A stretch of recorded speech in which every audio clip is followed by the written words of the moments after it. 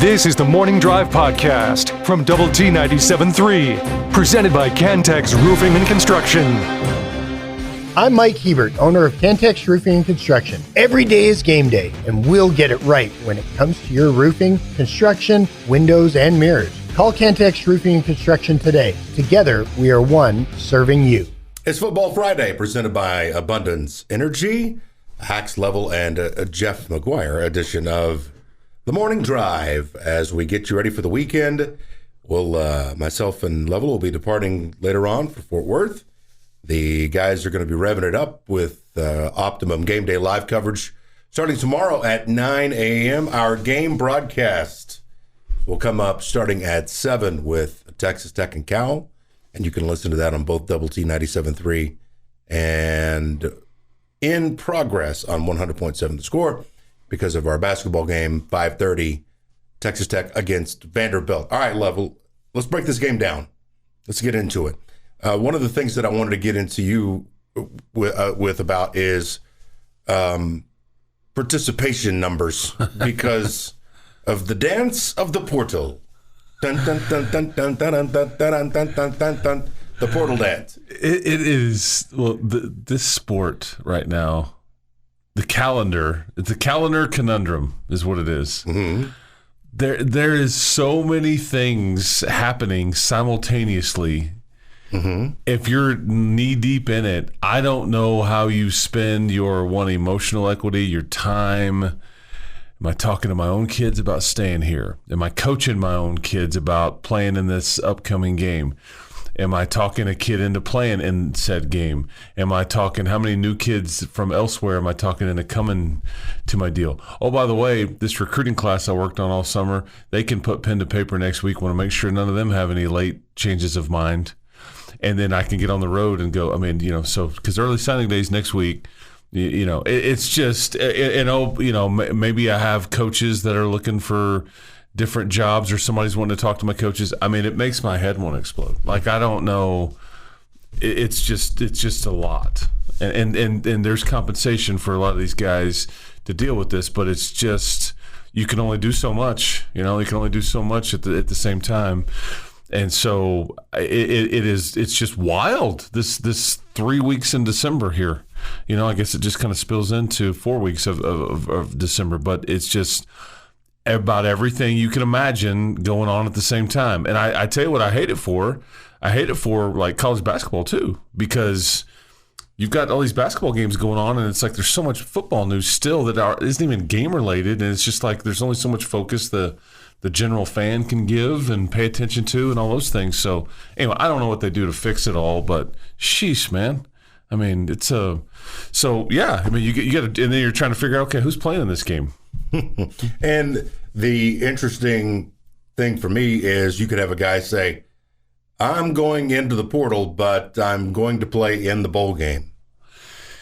Aren't there two situations like that on this Tech team coming up? Several, actually, yeah. And I think some coaches have a policy, like if you get in the portal, bye-bye. Yeah, we're out. I think Joey's stance is it's kind of case-by-case basis. How did this go? What he doesn't want some malcontent hanging around. Yep.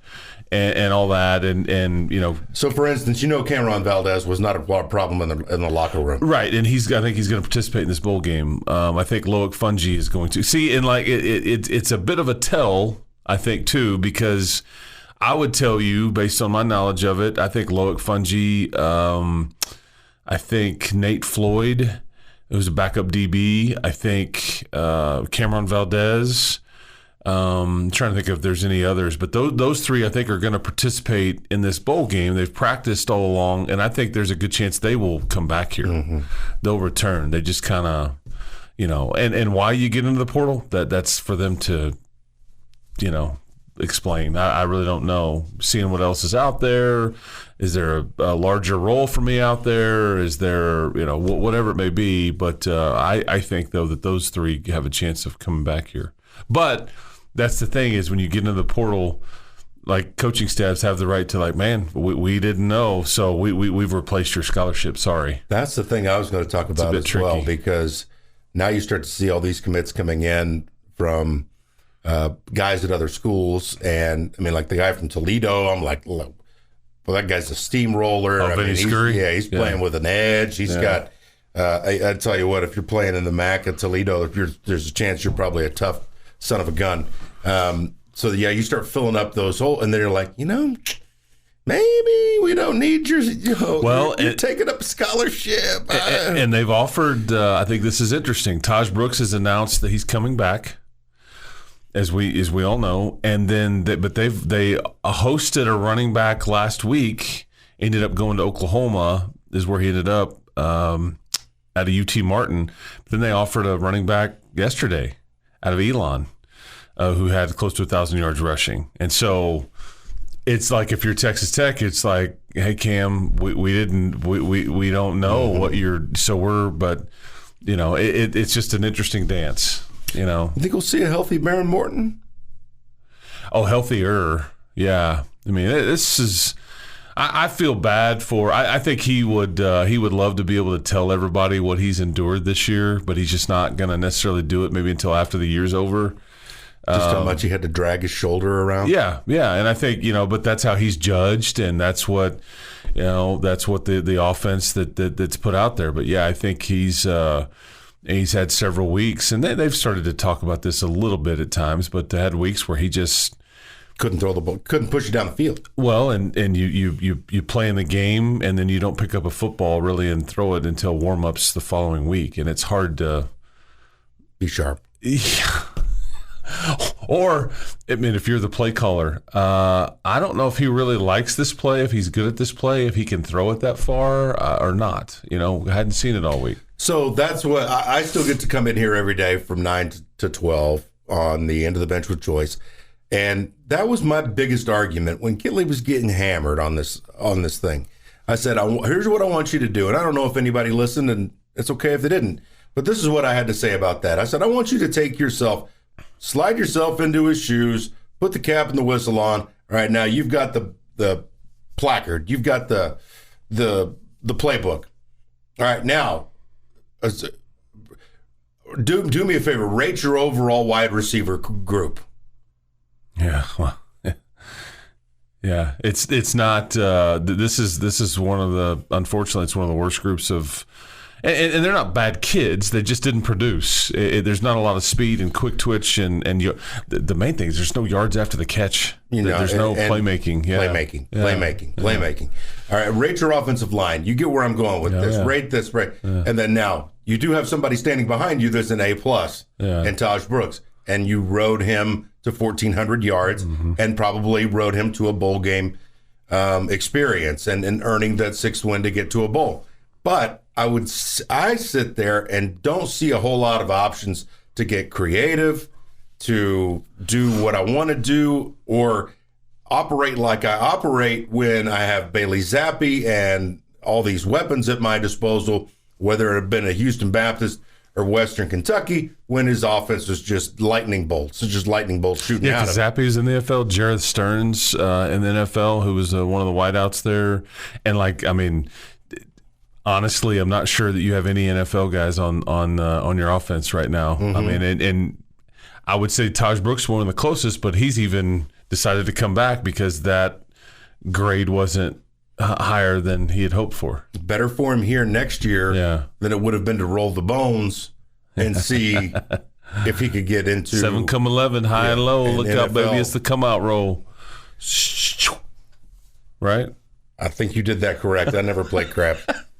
All right, give us your bowl predictions. BOWL. This is the Morning Drive on Double T 97.3. The Morning Drive podcast from Double T 97.3 is presented by Cantex Roofing and Construction. High school ball tonight, 6 o'clock. The Cooper girls take on Monterey on 100.7 The Score. Liberty girls against Childress at 6:30 on 107.7 Yes FM. And the Liberty boys against Dimmitt, 7:30 on 107.7 Yes FM. Level, is the infrastructure going to be able to hold up down your way with everything going on? Like roads and stuff? Oh, because of the weather? No, just the roads overall, just how much the traffic's pushing that way. Oh, yeah, I know. It's wild on that side of town, for sure. Yeah. Yeah, and remember when you picked me up, it's kind of the same thing, but in the Friendship side, it's like, man, they're trying to catch up in a hurry for all the growth in this place. Yeah. And I've only been here 8 years, and it's changed a massive amount. Yes, it has. Massive. And they can't build it quick enough or widen it quick enough. Exactly. Yeah. Widen those roads. Yeah. Let's get a few on the Yates Flooring Center chat line here going.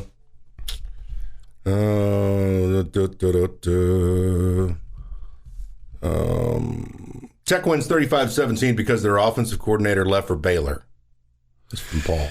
Jake Spavital, the Spavital name is obviously Jake's brother used to work here on the defensive side of the ball and all that. But yeah, Jake Spavital now in Waco. And what's interesting about Cal's situation is that they lose Jake Spavital. They lose a guy named I forgot his first name, Coach Plow, Plowgh, I think. I think he's actually taken the head job at UC Davis. He has agreed to stay on and call the plays and all that during bowl time. So basically, their offensive play calling was gutted, but they had one guy that agreed to stay, and so who the heck knows how he calls it? It's a weird deal. And then they hired. Nobody cares, but, they hired Sterling Marlin, who was at Ole Miss. And I know that Texas name. Boy, yeah. But he was at Ole Miss under Lane Kiffin, and that's who will be the new offensive coordinator for Cal, for going next forward. Year. Yeah, part of the when they entered into the ACC. That's right. I got to tell you, I would be depressed if I was at Cal to begin with. And then if you throw in the fact that I've got to go to play in Blacksburg, Virginia.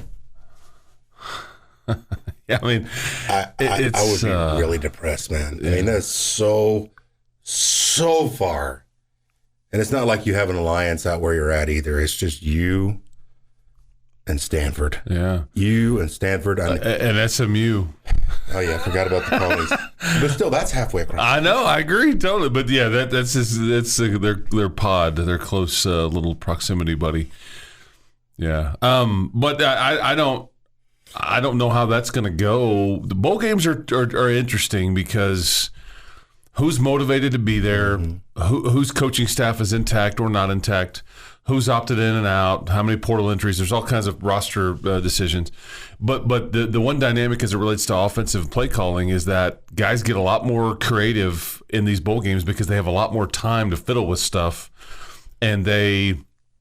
They'll like these are exhibition games. And then you get hey, we got nothing to lose here. That's what I'm saying. Yeah, so you want to fake a punt, a field double goal, you pass, all the stuff, man. Yeah, I mean, we saw a lot of those fumble rooskies, gadgets. I would guarantee you that the back in the day you saw the fumble rooski more in bowl games than anywhere else. They weren't doing that during the regular season for the most part. Yeah. I don't know about you guys, but I just can't get myself excited about a pre-Christmas bowl game from the Yates Flooring Center channel. Yeah, I mean, and that's fine, but I you only get so many times to watch your team play, and then it's on ice for a bit. So, yeah, I mean, but I certainly get it. That wasn't the goal, to play in a bowl game before Christmas. That's obviously. Although next year it'd be nice to play in a meaningful game before Christmas, because next year there may not be many bowl games or as many before Christmas next year as there are this year, because the playoffs will have. You're going to get quarterfinal games on December the 19th next year. You're going to get a Friday night and a triple header on a Saturday of quarterfinal, college football playoff games that'll be fairly meaningful. That'll get their own TV slot. So that'll alter the bowl schedule, and they'll move that around, and and so anyway, that's kind of fascinating. Did you say tomorrow's a quadruple header? Yes. Yeah. So ESPN owns a lot of these bowl games, right? And so they take the two Saturdays because so tomorrow's the 16th. So the 16th is tomorrow. The 23rd, obviously next Saturday, they load it up. It's like 10 or 11 a.m., and they just start rattling them off. And so, yeah, the Red Raiders are at the tail end of that. So I could, in fact... I saw your... That's pretty. Yeah. It's got color on the printer. Use the cartridges on that one. You've got the New Orleans Bowl, let's see, New Mexico. Well, the Mexico Cure Bowl, I think. Yeah, I'm not sure where that one is, but yeah, then the New Mexico Bowl. You've also got the LA Bowl and the Independence Bowl. So let's see, yeah, 4 of those are on ESPN. A couple of those are on ABC. So yeah, okay. It's just like you got a lot going on.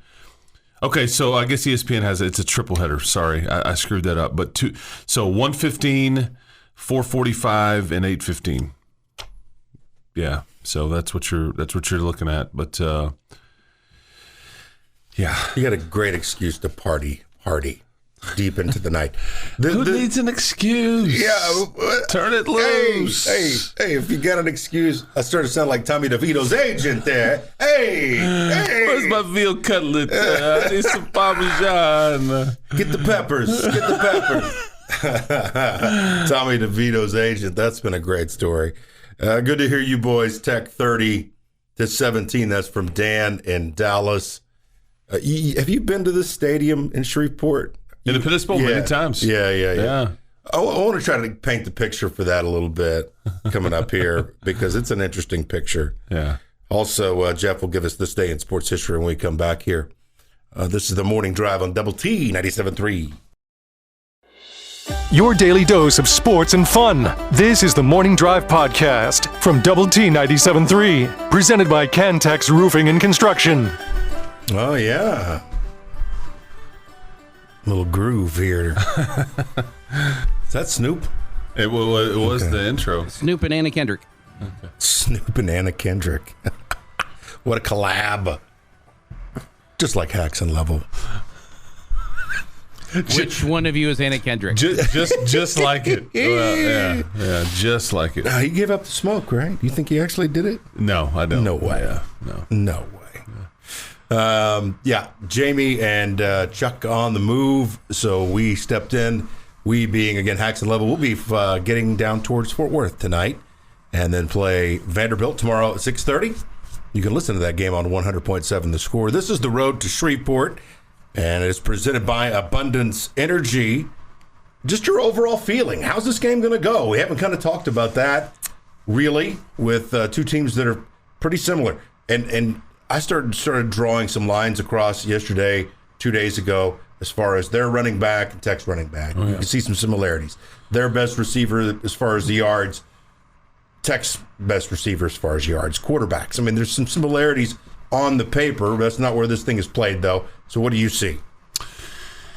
You know, we mentioned that about motivation and all that, but it really this really comes down to, this will be fairly simple. You've got two, because I think Texas Tech is going to end up seeing, if it's not the best, it's going to be the second best running back in the Pac-12 in Jaden Knott. Bucky Irving, maybe the top guy. You know, Washington's got a couple of dudes as well, but Bucky Irving's already declared for the NFL draft. The one out of Oregon, he's phenomenal. Although you kind of largely kept him in check when you played him in September. But Jaden Knott, about 1,250, 1,300 yards rushing. Averages 5.5 a carry. I mean, he's going to be their identity, their bulk, and then it's just how do you handle him? The flip side is that Cal is going to have to deal with Taj Brooks, and so and the thing about bowls is that you kind of have this gap in between your last game and then when you play. And a lot of times there's not a lot of time and energy spent on like tackling.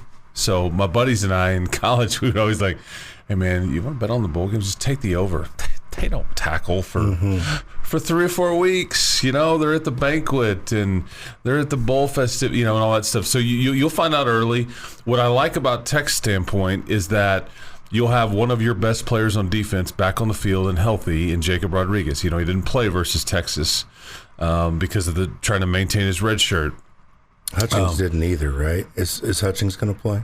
I don't think Jalen Hutchings will play. No. And that's, you're missing some dudes here. Miles Cole's not going to play.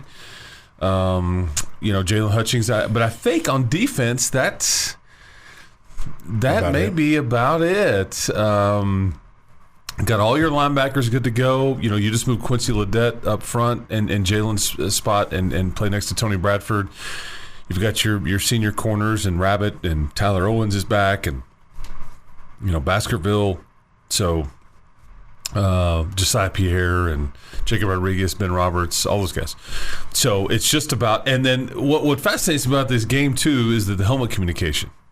Okay, so that hasn't been talked about a ton, but I think it's just wild to me in these bowl games that you can now they've put the mics and the heads and the helmets, and then the coach is talking to them directly. So from tech standpoint, Zach Kitley's talking to Baron Morton, and as far as I know, until somebody tells me differently, the technology is not there to cut it off like with 15 seconds left on the play clock. This is a 4 to 4.5 hour conversation, that you can just have with him.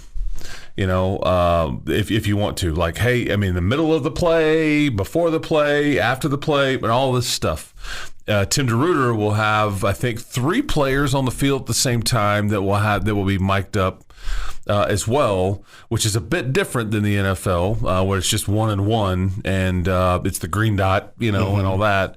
But you're allowed to have 3 guys on defense with and I don't know how they'll label it, if they'll do a green dot on the helmet or whatever. So this is my understanding, and I think there was it's fascinating because it's kind of video game-esque on how that you call it, how you talk a player through, like, hey, man, they lined up in this last time. It was a run right. whatever. Mm-hmm. And so there is no more running up to the line of scrimmage and then looking over the sideline for a signal.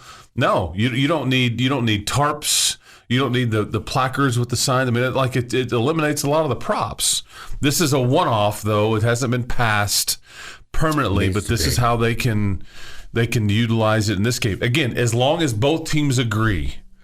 So I'm fascinated how the play calling, because they've changed the way they practice, on all these things, because you're practicing the way that you do it, and then all the hand signals and all that. You don't need any of that. I'll tell you what, though, that's an old place that worries me a little bit about.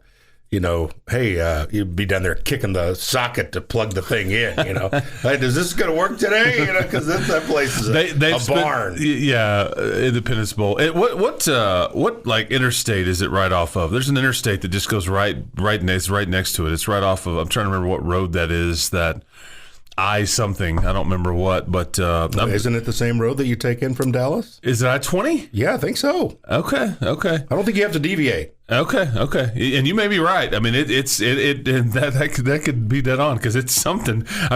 That you just drive right down the interstate right there. There's there's the Independence Bowl, right there. And the fairgrounds all around. Oh yeah.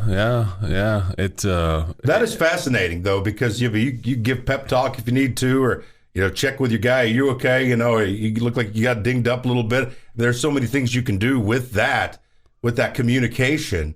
Oh yeah, and it's just something that I think needs to be done across the board. Now, with Connor Stallions and the sign stealing stuff, yeah. and we're holding up, placards with like Dolly Parton or a star or a crab Super Mario, whatever the heck, man. Nobody knows what it means and all that. And then you got the tarps. It means nothing. Yeah, you got the tarps that are holding up. So the whatever, you can just eliminate all that if they'll. The one hang up though is the helmet people. There's a helmet in front of the helmet people were like, hey, you modify that helmet and you put a little intercom in there or whatever, we're no longer liable. If it malfunctions and it doesn't protect our player, we're not liable anymore. Well, the Coach Com folks that are installing the whatever, they're like, well, we're not liable. So that's what they're going to have to sort through. Now, let me ask you this. If you're Kitley and you like Roman sidelines, it's awful hectic down there. Would you rather be in a more quiet place so you can not have to maybe scream your instructions into a quarterback's ear? I think 2 things. One, if this becomes permanent, I bet somebody like him and most are upstairs. Yes. The thing about this game is, for fear of a malfunction, for fear of I want to be able to revert back to how we've done it all year, sending in a signal and like kind of have some eye contact and all those kinds of things. But yes, to your point, I think because you literally can go, hey man, he's open in the right corner of the end zone, throw it right now to the right, you know, or pressure's coming behind you, get rid of it, or hand it, give it, throw it, an RPO, whatever. I mean, you're up there, you're just like, hey, they're in cover 4. This inside route's going to be open. I mean, it just is. So this is where you need to go to it. I mean, you could just kind of orchestrate and puppet master it, So in theory, we'll see kind of what it looks like. Yes, I-20 from Dallas through Lindale, Tyler, Longview. Stadium is on Queen. I-20. Hey, Caribbean Queen. You need to sing it. Caribbean Queen. Now something, same dream. Yeah, that was bad. That wasn't really singing. That wasn't really singing. Oh, man. Shreveport Queen. All right, we come back. Like the name of a riverboat right there, right? That's right. We're coming back with some questions from the chat line. Stay with us here on Double T 97.3. Your daily dose of sports and fun. This is the Morning Drive Podcast from Double T 97.3, presented by Cantex Roofing and Construction. Not to ask the two of you a Texas Tech basketball related question. And we will start with Haxton on this because Chuck normally goes first. Gentlemen, Texas Tech basketball will make the NCAA tournament if they sweep UCF, hold serve against BYU, split with Houston, and take care of Oklahoma State and West Virginia. Okay, the West Virginia game is late in the season, and it's on the road. There are going to be teams that if you want to be an NCAA tournament team, you can't lose to those teams because it's going to be hard to get victories in other places. You're lucky enough to get UCF twice. Take advantage. West Virginia's not any good. Take advantage. Oklahoma State stinks. Win. Okay?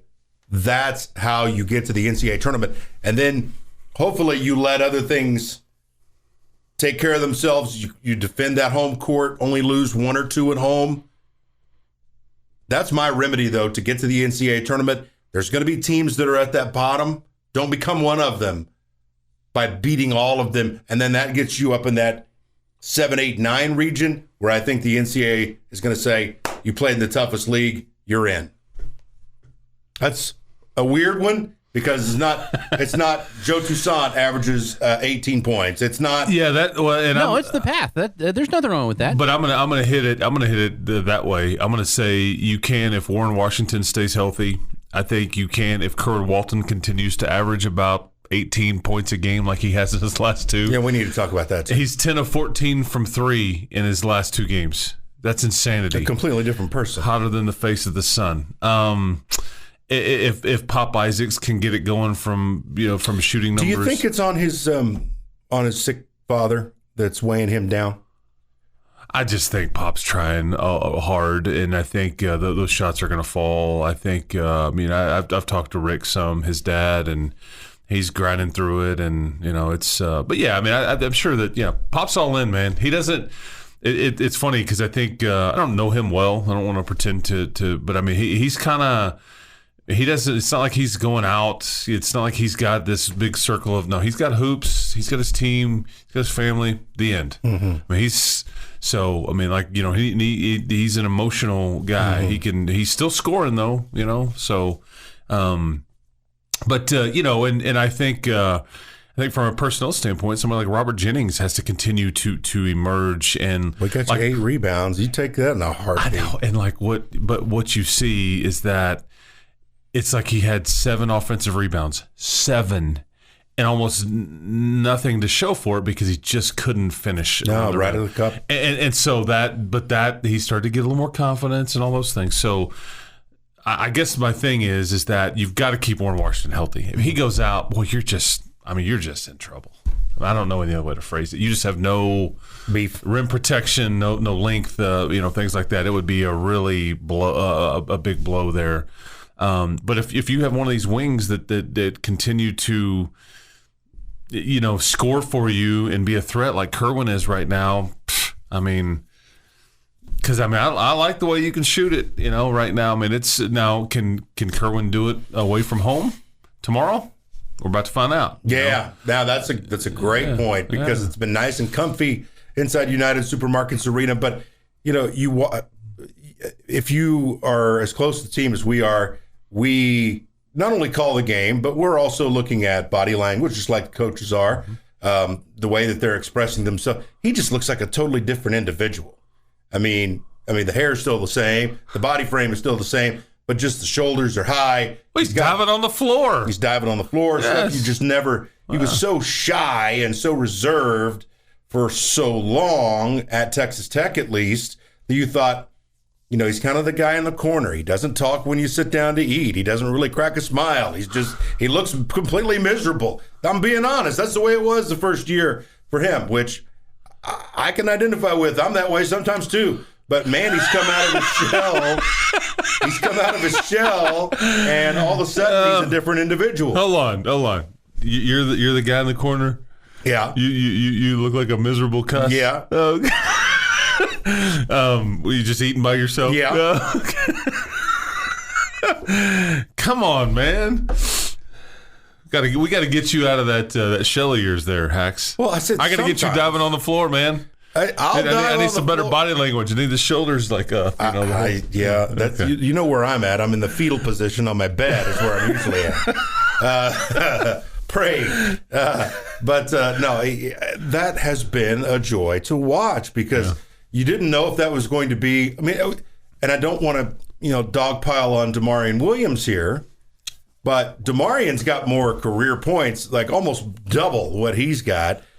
He's got over 800 career points, 146 career threes. Damarian Williams has more career threes than anybody on that team, and he can't get on the floor. Can't buy a minute. Yeah. And I don't really. But that's what I'm saying. I don't really see that changing either. Neither. But I didn't see Kerwin coming either. But it's been fun to watch that because if you would have just followed his Texas Tech story, you never thought he would. Maybe he would be a 5-minute a game, go out there, get a couple fouls, and hit a few threes. And now he could be a massive part of this whole thing. Well, and are we asking for too much? But you kind of have to answer now. Jeff's question there. You have to have it. You have to have it.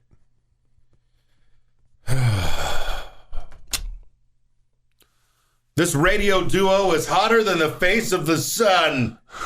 That's from Tyler. Thank you. That's very nice, Tyler. No, I like this one too. Awesome to see Haxton Level on Optimum Channel 9. We need a sea shanty. I don't think I'm going to be able to pull that one off. Jeff's tone that he set for today's show music-wise has been nails. We've been enjoying it. Yeah, I don't want to deviate from that. Yeah, that's right. Don't want to deviate from that at all. Billy Ocean. I'm always down for some Christopher Cross. Yeah. Boom, boom, boom coming up. Okay. This is the Morning Drive Podcast from Double T 97.3, presented by Cantex Roofing and Construction. Well, Waylon Jennings, he's headed to Shreveport down to New Orleans. We'll stop off for the Independence Bowl, will you there, Waylon? As we welcome you back here for one more hour of the Morning Drive. Hax and Level stepping in for Chuck and Jamie. I hope you're having a great start to your day. It's a Friday, so that's hard to beat. We got a little moisture, had a little rain. It was kind of staggering that it stayed around for 2 straight days, the exact same thing, like a stinging mist and cold. It was just there for a long time. But a little bit of stinging rain, a little bit of sideways rain. Sometimes the rain just come up from underneath. That's pretty good. That's right. Yeah. It just kind of sat on top of our lovely city for 36 hours. Mm-hmm. Just kind of this windy mist. Yeah. The Wolves having a good time down there in Arlington at AT&T Stadium because of all the state championship games. Yep. Yeah, if you were Matt Wilson, who you're talking about, works for the Arlington Sports Commission, big time Red Raider, originally from Levelland. Yeah, but yeah, high school football just posts up there at AT&T Stadium for 4 days, like a Wednesday, Thursday, Friday, Saturday, I guess it is, and there's triple headers every day, every classification. They just roll it all the way from 6-man, I think, all the way up to the big 6A. And they're going to set another attendance record. But if it's one of those things. If you didn't have anything to do, oh man, and you just were wanting to go, you go sit there and eat hot dogs for about 3 or 4 days straight, and all that stuff, man, you'd really enjoy it because there's some high level stuff going on. They had a tech commit playing for like Albany in their game yesterday that did really well. But it should be a lot of fun watching some of those games. But AT&T Stadium, kind of the hub. And I tell you what, if you got a kid that's interested in sports, those are some of the things that, like I remember, the Oklahoma State Championships kind of moved all over the place, but OSU would host some of the, it just depends. Like if they were northern schools, they might throw it there at Old Lewis Field. And my dad had his OSSAA pass, which allowed us to get in the old elevator, go up there to that old press box, eat the popcorn, kick our feet up, and watch state championship games because they were usually so cold. But just going to some of those games, I got to call one at OU with Bixby in it, in the 5A game. Those are some great memories. And then Benjamin just cruised to another state championship. I was happy to see that. I love driving through that town because to me it's so interesting. Because you don't get more out in the middle of nowhere than Benjamin, Texas, and they still got enough community out there with the ranching and the farming and what they do to put together a football team, and I just think that's cool. Yeah, it's and it's always just the time of year when I just can't ever go see any of those games just because it's like you're basketball in or you've got just other stuff going. It's just but yeah, it's people will tell you, man, if you like high school football, man, go do it. Go post up for 3 or 4 days or 1 day or whatever you can do. I want to spring something on you. Okay. Earlier this week we did our Tiers of 12, which I don't know if we'll ever change it to Tiers of 16, but we tier out. It's basically a power ranking, but we can tier it out with top 2 or conference championship contender tier or the toilet bowl tier. I mean, you can have all this, and I'm not going to make you go all the way through this list, but I want you to give me a top 6 football job in the new Big 12 starting next year. In your opinion, what are the top 6 best jobs?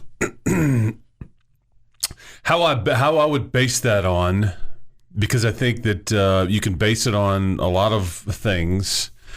What I would factor in is, there's some tradition and kind of what you've been to this point, but a lot of this, man, now is what kind of business and what kind of collective and NIL program do you have? What are you? What makes you separate from other? What kind of is your administration? Putting their best foot forward from a facility standpoint, all those things.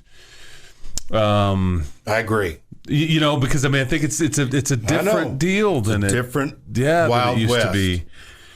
The Wild West has some different weapons now here. I mean, and it's called NIL. What's fascinating about you asking me that question too is like one institution that I think is just they've struggled a little bit here recently, and it's very I'll insert the name of the school here because they never have these kinds of issues and drama. Do you know what I'm talking about? Kansas State. Mm-hmm. A lot of portal exits. They lose Will Howard, they lose Trayshawn Ward, they lose Will Lee, I think, the corner. They lost a lot of highlighted type players. They had the basketball player issue and the Tomlin. Yeah, Naquan Tomlin with the administration kind of pointing fingers at each other, whether it's... That's been ugly. Behind the scenes, yes, that's been ugly. That's what I'm saying. And it's like, this is very... Usually other institutions have the drama. Yes. Kansas State's pretty much, we just win... We just, kind of salute, move on, and we're kind of boring, but we win and all that. But, yeah, a lot of their portal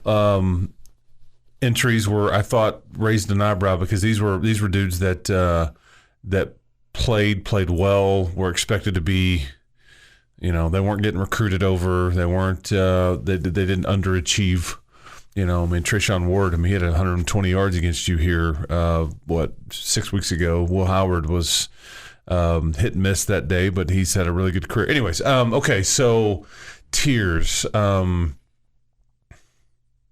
You can take a break and think about this if you want. Yeah, because I did. Like I said, I sprung this on you. And I look at this too. Is like I'm trying to think of the teams that are supposed to challenge for the conference championship next year, because Arizona has kind of come out of nowhere. They're going to be a handful next year. I agree. They will be picked, I think, by some to be a top 2 or 3, and I wouldn't have said that a year ago, but they just went 9-3. They've got the bulk back. I think their coach has really done a really good job. They were playing at the Colorado level before Dion. I would put Arizona and Colorado in a very similar state as far as production on the field. Yeah.